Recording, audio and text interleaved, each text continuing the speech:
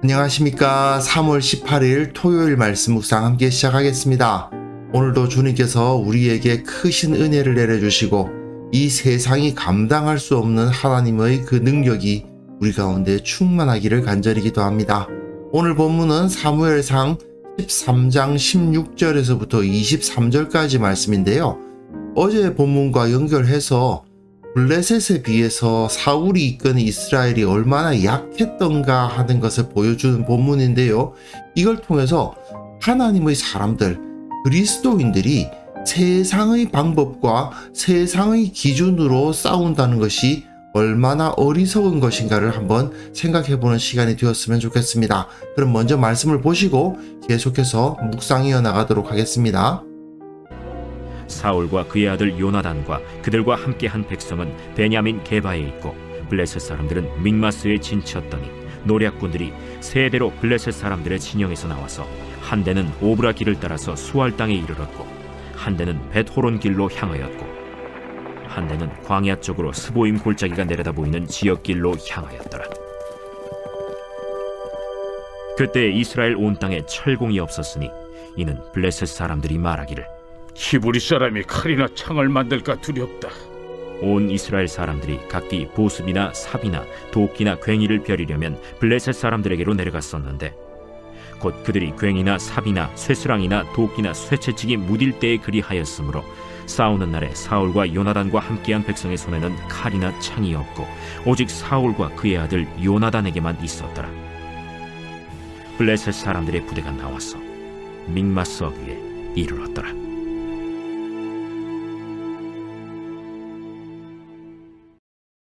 지금 우리는 사울이 버림을 받는 모습을 보게 되는데요. 제사 드리는 문제와 연결되어 있었죠. 사무엘을 기다리지 않고 사울이 직접 제사를 드렸는데 왜 드렸는가? 결국 백성들을 규합하기 위해서 하나님의 권능을 힘입기보다는 사람들을 규합하기 위한 종교의식으로서의 제사를 드렸고 결국 그가 하나님 앞에 진실되지 않았다. 본질을 따르지 않았다 하는 것이 드러나요. 그리고 오늘 본문에서는 어제 본문과 연결해서 사울이 도무지 블레셋을 이길 수가 없었다. 사울이 상비군을 만든 것 때문에 블레셋과 전쟁이 일어났고 정작 블레셋과 싸우려고 마주서 보니 도무지 블레셋을 이길 수가 없는 상황이었다. 왕이라는 존재가 군대와 무기의 힘으로는 블레셋을 도무지 이길 수가 없었다. 그 이야기를 어제 본문에 연결해서 오늘 본문이 이야기를 해주는 겁니다. 어제 본문이었죠. 15절 뒷부분인데요. 600명밖에 없었다는 거죠. 상비군 3000명이 있었고 또 600명이 있었다 하더라도 3600명. 이 숫자 가지고는 병거가 3만이요 마병이 6천이었던 블레셋을 상대할 수가 없는 겁니다. 결국 이 사람들은 사울을 지키는 일밖에 할 수가 없는 거예요. 자, 이스라엘 백성들이 왕을 뽑은 이유가 무엇입니까? 왕이 자신들의 생명과 재산을 지켜줄 거라고 기대했기 때문에 왕을 세운 거 아닙니까? 그런데 정작 그 왕이 세워졌는데 백성들로부터 군사를 빼가서 자기 왕만 지키지 백성을 지키는 데는 전혀 도움이 안 되더라 하는 것이 여기에 보여주는 거죠. 사울과 그의 아들 요나단과 그들과 함께한 백성은 군대는 베냐민 게바에 있고 블레셋 사람들은 믹마스에 진을 쳤는데 노략군들이 세대로 블레셋 사람의 진영에서 나와서 한 대는 오브라 길을 따라서 수알 땅에 한 대는 벳호론 길로 향하였고 한 대는 광야 쪽으로 스보임 골짜기가 내려 보이는 지역길로 행하였다. 이게 무슨 얘기냐 하면요. 지도를 한번 보시면요. 여기가 믹마스입니다. 블레셋 군대가 주둔한 곳이에요. 이곳이 게바입니다. 이스라엘 군대가 주둔한 곳이죠. 하지만 게바에 주둔한 이스라엘 군대는 많아봐야 3600명. 어쩌면 600명밖에 안 됐을 수도 있습니다. 너무나도 소수고 그에 비해서 믹마스에 진치고 있는 블레셋 사람들의 숫자는 엄청나게 많죠.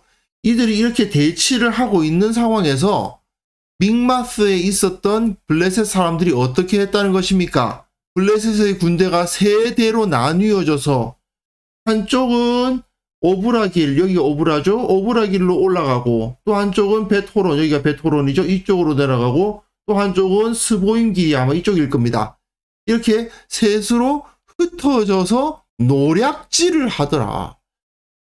지금 군대는 여기에 있지만 군대가 뭐 하려고 있는 겁니까? 그 노략질을 하지 못하게 막으려고 있는 거 아니에요.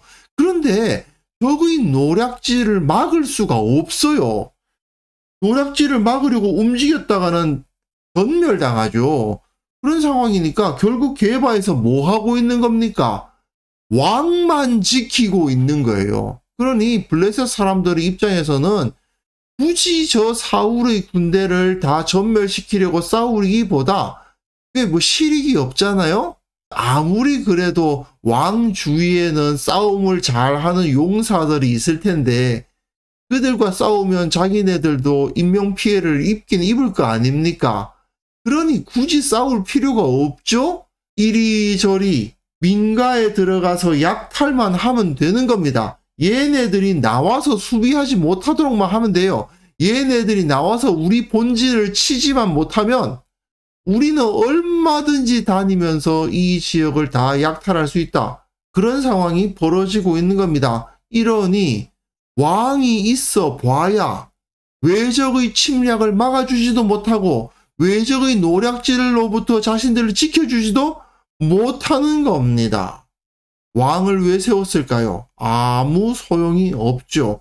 왕이라는 그 존재 자체는 실제로는 아무것도 아닌 껍데기에 불과하다라는 사실이 여기서도 드러납니다. 그리고 뒤에 보시면 이 무기 문제가 나오는데요. 여기서 당시에 이스라엘이 철 야금 기술을 갖고 있지 않았다 하는 것을 말해주고 있어요. 이스라엘 온 땅에 철공이 없었다. 사실 이거는 이후에 다윗이 등장하는 것을 위해서 미리 복선을 깔아두는 겁니다. 블레셋의 무기는 철이고요. 이스라엘의 무기는 돌입니다. 철은 세상의 상징, 돌은 하나님의 능력의 상징이 되어가지고 서로 부딪히는데 돌이 철을 이기는 그림을 나중에 그려줄 거예요.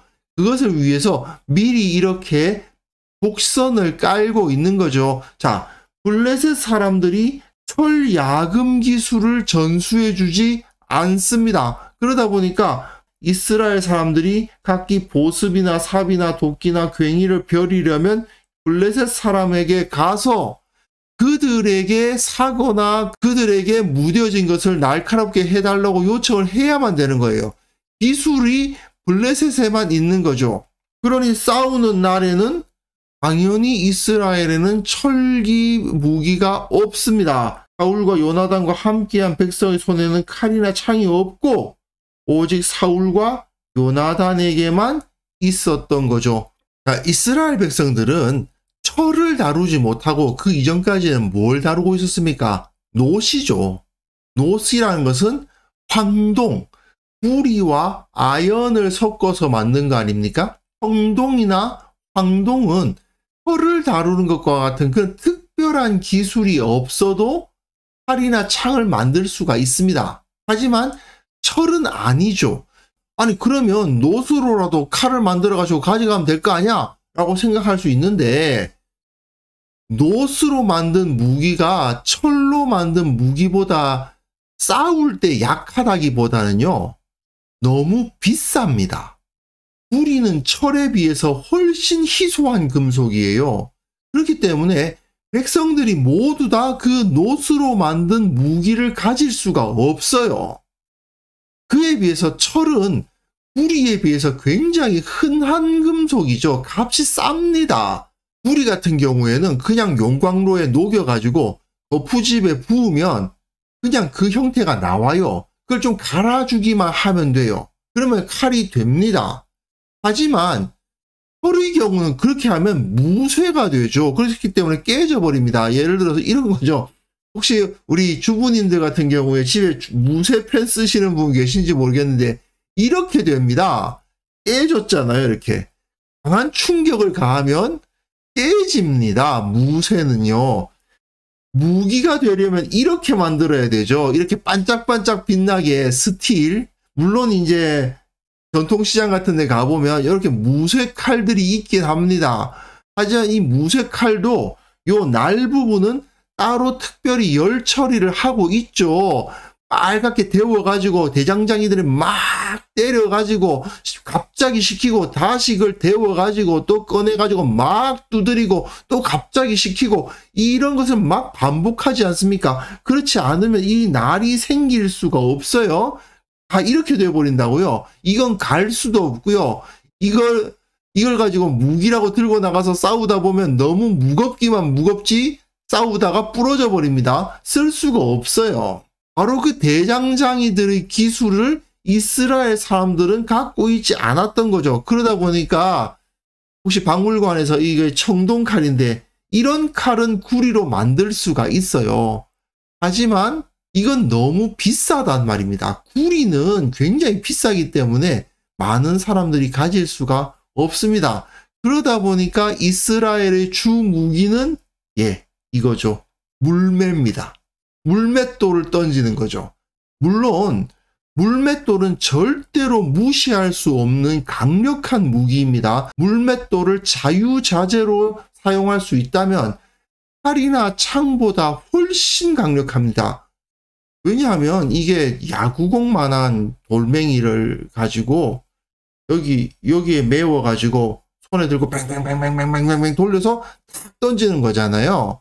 야구공만한 돌멩이를 그렇게 돌려서 던지면 거의 시속 120km에서 좀 돌이 작으면 190, 200까지도 속도가 나온다고 그러거든요. 근데 그거를 운동에너지 계산을 해보면 거의 권총탄 수준이 된다고 합니다.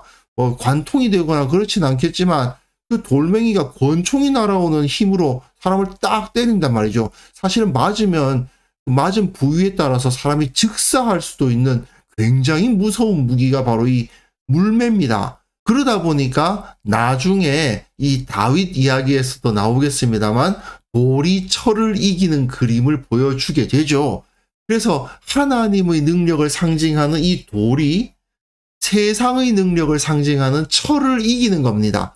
하지만 말이죠. 현실적으로 봤을 때 물맷돌을 정말 자유자재로 모든 사람들이 다 다룰 수 있다면 정말 무서운 군대가 될 수 있는데 그게 쉽지가 않습니다. 그렇지 않습니까? 물맷돌을 던져가지고 사람을 맞출 수 있을 정도가 되려면 어느 정도 훈련을 해야 될까요? 숙련되지 않은 자가 물맷돌을 던지면요. 적군보다 아군이 더 위험해요. 그렇지 않겠어요? 그 돌멩이 돌려가지고 던지는 거라고요. 그게 아군에게 날아오지 말라는 법이 없는 겁니다. 그러니까 현실적으로 봤을 때에는 물매를 사용하는 군대가 철로 만들어진 칼과 창을 사용하는 군대보다 강하기가 어려워요. 그렇게 물매를 잘 던지는 사람이 많이 있을 수가 없기 때문인 거죠. 하지만 다음 주에 14장을 묵상해 보시면 그 엄청난 위협 앞에서 하나님의 권능을 의지했던 한 사람에 의해서 이스라엘이 구원을 받는 모습을 볼 수가 있습니다. 사무엘서 기자는 사울이 이끄는 이 이스라엘의 군대가 그야말로 전적으로 무능했다는 것을 보여주고 있거든요. 이거는 인간의 현실을 드러내주는 것이기도 합니다. 하나님의 백성이 이 세상의 공격 앞에 섰을 때 세상의 방법이나 세상의 기준을 따라서 맞서려고 하면요. 절대 이길 수가 없습니다. 세상의 도구로 하나님의 백성이 이기려고 하면 무조건 패배하는 겁니다. 이스라엘 백성들은 어떻게 했습니까? 세상 나라를 보니까 다들 왕이 있네? 우리도 왕이 있으면 저 이방 나라들을 이길 수 있을 거야! 라고 생각했지만 아니죠. 오히려 그 왕이 백성들로부터 보호를 받지 왕이 백성을 보호해주지 못해요. 세상의 기준, 돈 많고 사람 많고 화려하고 유명하고 이런 것으로 세상에 나아가면 하나님의 백성들은 무조건 패배하는 겁니다. 우리는 세상 속에서 살아가고 있습니다. 하지만 세상의 가치관이 아니라 하나님의 가치관을 따라서 살아가는 법을 익혀야만 합니다. 이 세상은 하나님이 창조하신 피조물입니다. 우리 눈으로 볼 때에는 세상의 사람들이 우리보다 강해 보일지 몰라도 실제로는 우리가 훨씬 더 강합니다. 세상의 상식으로는 당연히 철기 무기를 들고 있는 적이 강하지만 하나님의 능력이 임하면 물맷돌을 들고 있는 하나님의 백성들이 훨씬 더 강력할 수 있습니다. 그렇다면 우리는 어떻게 해야 됩니까? 하나님의 가치관과 하나님의 방법을 따라서 살려고 노력해야 되지 않겠습니까? 우리가 세상적 기준으로 나의 현실을 판단하고 내가 어떻게 해야 되겠다는 결심을 하지 않고 하나님의 기준으로 나의 나됨을 인식하고 내가 어떻게 살아야 되겠다는 것을 생각한다면 우리는 다윗이 골리앗을 이긴 것과 같은 그러한 놀라운 역사를 우리의 인생에서 일으킬 수 있는 것이죠. 그렇기 때문에 이 시간 함께 기도할 때에는 세상의 기준으로 내가 평가되지 않도록 내가 나 자신을 바라볼 때 세상의 기준으로 나를 바라보지 않도록 그리고 형제들이 서로가 서로를 바라볼 때에도 역시 하나님의 기준으로 서로를 바라보고 하나님의 가치를 이루기 위해서 노력하는 공동체가 되게 하옵소서. 함께 기도했으면 좋겠습니다.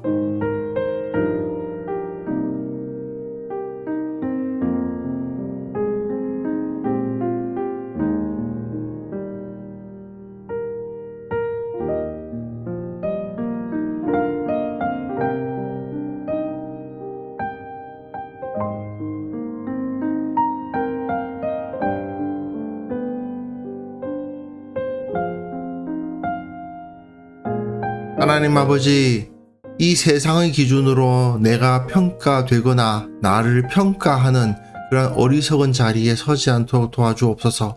세상의 기준에 맞춰서 살아가지 아니하고 하나님의 기준을 먼저 의식하며 살아가는 참된 지혜자가 되게 하여 주옵소서. 하나님의 능력으로 세상을 이기고 하나님의 방식으로 세상에서 우뚝 서는 그러한 그리스도인, 그러한 교회가 세워질 수 있도록 도와주시기를 원합니다. 특별히 한국교회가 이 세상의 가치관에 흔들리지 않도록 도와주시고 세상과 자신을 비교하기를 그치게 하여 주시고 오직 하나님의 기준에서 하나님 앞에서 거룩하게 되기를 추구하는 그러한 살아있는 공동체가 될 수 있도록 도와주옵소서. 하나님의 기준을 따라야만 세상을 이길 수 있다는 것을 철저하게 확신하는 자들이 다 될 수 있도록 은혜 베풀어 주시기를 원하고 바랍니다. 아버지 하나님, 또한 내일 주님 앞에 예배할 때에도 세상의 기준들을 다 내려놓고 하나님을 바라보며 하나님의 영광을 생각하는 그러한 시간이 될 수 있도록 도와주시고 그 가운데 모인 모든 성도들이 오직 주님의 능력을 의지하며 주님께서 나와 함께 하시니 두려울 것이 없노라 고백하는 그러한 진정한 주님의 백성, 주님의 용사로서 세워지는 시간이 될 수 있도록 예배 가운데 임재하여 주옵소서. 오늘 하루 우리가 살아갈 때에 주께서 지혜롭게 하시고 능력 있게 하시고 하나님께서 나와 함께 하시니 내가 모든 것에 승리하노라, 내가 두려울 것이 없노라 고백하며 기뻐하며 감사하며 찬양하는 그런 하루를 보낼 수 있도록 거룩한 주일을 준비하는 귀한 하루가 될 수 있도록 은혜 베풀어 주옵소서. 감사드리오며 예수님의 이름으로 기도합니다. 아멘.